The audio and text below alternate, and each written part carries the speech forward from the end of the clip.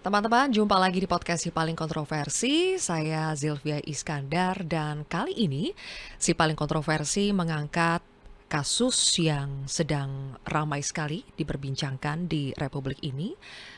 Ini adalah sebuah peristiwa kedukaan ya, yang kami pun dari tim Si Paling Kontroversi ingin mengucapkan turut berbelasungkawa kepada keluarga korban, diplomat Kementerian Luar Negeri Arya Daru Pangayunan.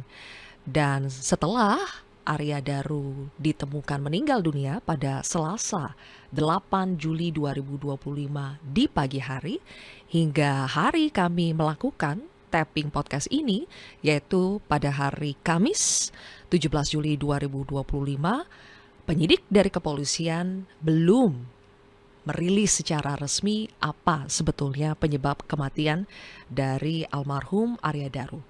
Karena itu banyak sekali spekulasi yang berseliweran di luar sana dan kami tentu memahami sekali bahwa ini sangat mengganggu bagi keluarga korban. Oleh karena itu mudah-mudahan di podcast Si Paling Kontroversi ini informasinya lebih edukatif. Bukan yang sifatnya adalah menghakimi atau sebagainya, tapi kami ingin memberikan edukasi informasi dari pakar.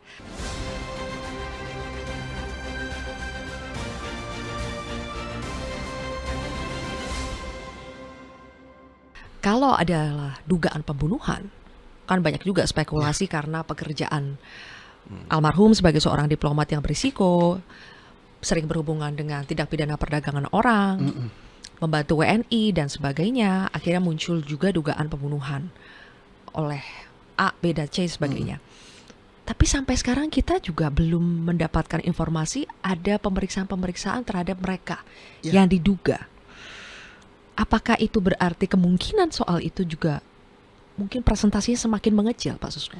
Ya, sebagaimana saya katakan, menemukan orang meninggal tidak wajar tadi, pertama dibuktikan dulu meninggalnya ini wajar, apa tidak wajar. Tidak wajarnya tadi dibagi 3 kelompok, bunuh diri, dibunuh, atau kecelakaan. Setelah fokus pada salah satu, baru dicari alat bukti yang tak terbantahkan ya, berupa alat-alat bukti forensik. Nah setelah ini, misalnya kalau ini dibunuh berarti ada orang lain, ada pelakunya. Nah untuk menuduh seseorang pelaku harus ada alat bukti juga. Tidak boleh misalnya dikatakan langsung penyebab. Oh penyebabnya itu karena utang piutang. Oh penyebabnya itu karena balas dendam.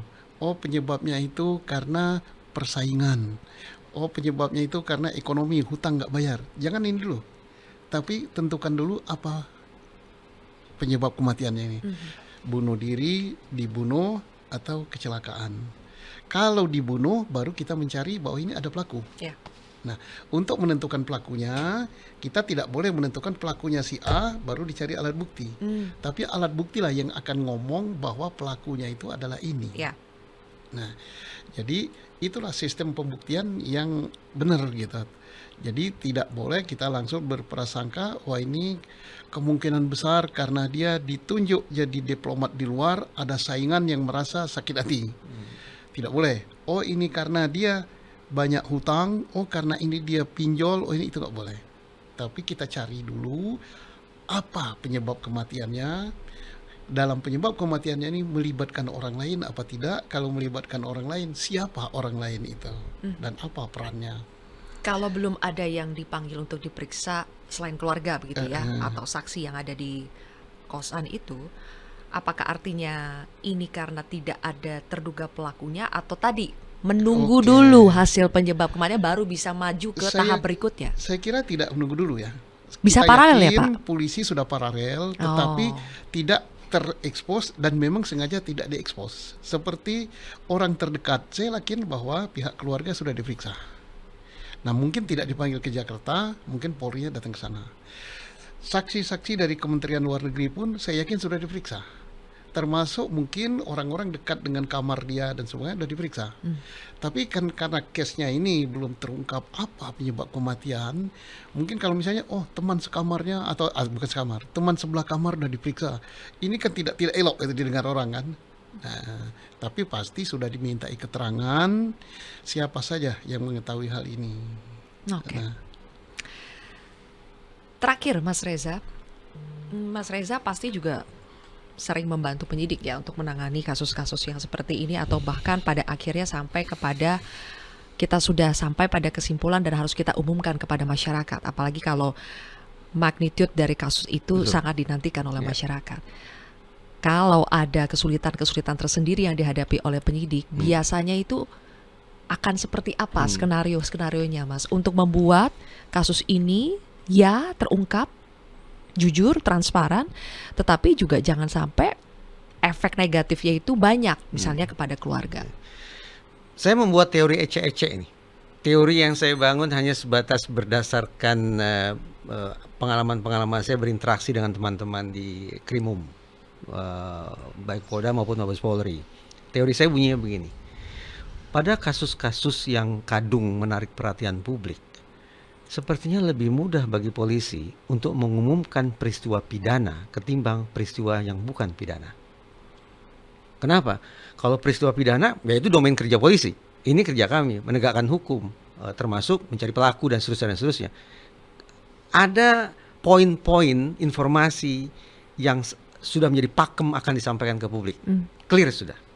Tapi untuk kasus-kasus yang kadung menyedot perhatian halayak luas, namun ternyata di kemudian hari diketahui bukan pidana, teman-teman di kepolisian sepertinya berpikir 2-3 kali lagi sebelum menyampaikannya ke publik. Dan ini situasi nyata. Saya tidak akan sebutkan contoh-contoh kasusnya ya. Karena itulah saya katakan Kapolda Metro Jaya sudah secara terbuka menyatakan kepada publik, kami cuma butuh waktu kurang lebih 1 pekan untuk mengungkap kasus ini. Spektakuler. Sepertinya benar pendapat beliau. Ini kasus yang mudah untuk diungkap. 1 pekan loh. Dan sudah lewat Ini sebenarnya. Kapolda yang mengatakan. Iya. Dan sudah lewat. Penanggung jawab. Nah, alhasil pikiran saya terpandu begini Mbak Zilvia. Jangan-jangan kompleksitas yang dihadapi oleh teman-teman di Polda Metro Jaya saat ini bukan terkait dengan pengungkapan kasusnya. Bukan kerja penegakan hukumnya, tapi kerja kehumasannya. Bagaimana ya kita mengomunikasikan ini ke masyarakat?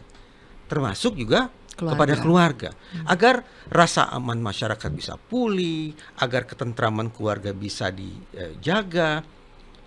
Kalau bukan pidana, barangkali ada sisi-sisi pribadi yang tadi sudah beliau katakan yang perlu ditinjau secara ekstra seksama sebelum akhirnya dikemukakan oleh Polri dalam kurung bagian dari sistem peradilan pidana. Karena ini bukan pidana, sementara kami adalah bagian dari sistem peradilan pidana. Bagaimana mengumumkannya? Bagaimana kita bisa masuk ke area-area yang barangkali sifatnya privat, area-area yang barangkali lebih bisa dijelaskan oleh lembaga-lembaga yang tidak berurusan dengan masalah pidana. Itu yang membuat barangkali kendati sudah 1 pekan berlalu, tapi Polda Metro Jaya belum kunjung membuat pengumuman apapun. Dalam situasi seperti, mungkin ada situasi seperti itu Pak Susno, sebetulnya apakah kepolisian punya hak hanya untuk mengatakan bahwa ini pidana atau bukan pidana, kemudian tidak perlu terlalu banyak mengeksplorasi lebih jauh alasan dan sebagainya? Saya sependapat dengan beliau ya. Kemudian kita juga memperhatikan statement Kapolda Metro Jaya. Case ini kita perlu waktu sepekan katanya. Ini saya yakin pada saat dia mengumumkan itu, dia sudah mendapat data lebih daripada 75% bahwa kasus ini sebenarnya ini. Makanya yakin bilang 1 pekan gitu ya Pak? 1 pekan udah terungkap gitu. Tapi persoalannya katakan beliau, ini yang kasus ini bukan menjadi milik 1-2 orang ya. Milik itu maksud saya bukan apa-apa ya, tapi publik. Netizen itu dibaca dari netizen sudah memberikan suatu labeling bahwa kasus ini adalah ini. Nah, bagaimana ternyata hasil kesimpulan Polri misalnya bukan pidana, sementara yang ini sudah karena dia deplu, karena dia menangani tenaga kerja, karena dia ini, karena ada yang mundar-mandir depan pintu dan sebagainya. Kalau ternyata apa yang didapat Polri itu tidak sama dengan ini, kan ini harus ada step by step kan memberitahu. Habis polisi, Pak. Habis dikira bahwa polisi tidak profesional, nutupi dan sebagainya. Itu termasuk dipikir juga. Kemudian kalau kasus ini bagaimana cara menyampaikan pada keluarga? Kan Polri kan harus manusiawi juga kan. Nah, dan beliau sudah pengalaman untuk hal ini. Oke, berarti kita tunggu ya Kita tunggu saja Mudah-mudahan sama. dalam waktu dekat, karena ini akan memberikan kejelasan, Iya. terutama untuk pihak keluarga. Dan sekali lagi, kami semua di sini kembali mengucapkan turut berbelasungkawa. Dan saya yakin almarhum harus dikenang Ya, atas apa yang telah dia perbuat selama dia hidup. kebaikan-kebaikan Kebaikan dia yang luar biasa demi kemanusiaan. Ya, terima kasih, Mas Reza. Boleh satu kalimat? Boleh, Mas Reza. Peristiwa ini akhirnya menghubungkan saya kembali ke teman-teman saya di Deplu dulu, Pak. Iya. Bahkan sudah ada yang jadi dubes. Tapi dalam komunikasi semalam saya dengan mereka, samar-samar saya bisa menangkap kesenduan itu. Jadi izinkan saya untuk menyampaikan belasungkawa sekaligus penyemangatan tidak hanya bagi keluarga almarhum, tapi juga bagi keluarga besar Kementerian Luar Negeri. Ya.